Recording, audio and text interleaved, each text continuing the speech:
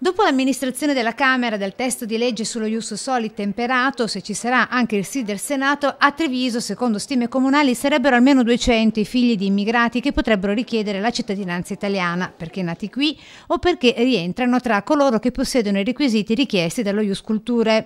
Ma a Treviso, come a Roma, riecheggia l'ira della Lega, per voce dello sceriffo Giancarlo Gentilini. Concedere la cittadinanza a chi nasce in Italia è un errore storico, perché italiani si nasce e non si diventa.